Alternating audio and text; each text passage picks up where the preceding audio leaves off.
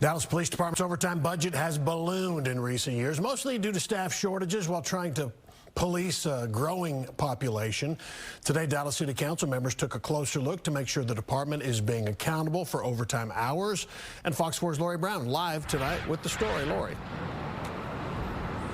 Steve, in stark contrast to when Dallas City Council members tried to make big cuts to Dallas Police overtime, today City Council members seemed satisfied with the department's efforts to try to rein in the costs. There is no question the Dallas Police overtime budget has ballooned in recent years. It's gone from 78,000 hours of overtime in 2011 to a whopping 732,000 hours of overtime a year today. That is a more than 800% increase. Even so, Dallas police leaders explained overtime is actually a bargain for taxpayers. For every 100 additional officers, we could reduce overtime by $4.5 million. Now, the cost of onboarding those additional officers would be $14 million. This is the chart that spoke 1,000 words to Dallas City Council members. Today's police overtime costs a hefty $56 million. But what if the department had 451 more officers? Turns out with training, that would cost $113 million.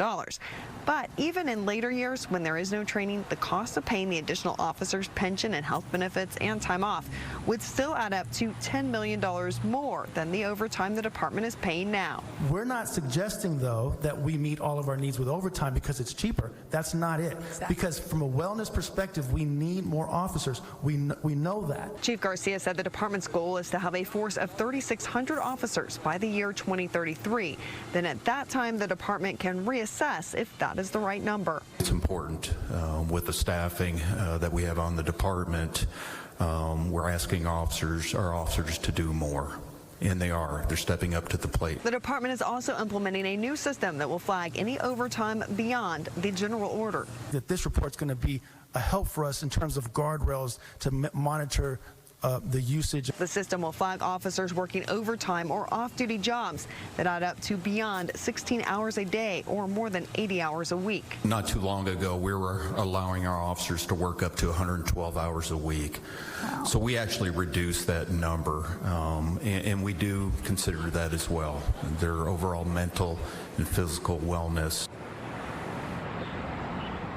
The chief also talked about a sick time buyback plan that would hopefully reduce the number of sick time hours that officers use by being able to get paid for the hours they don't use.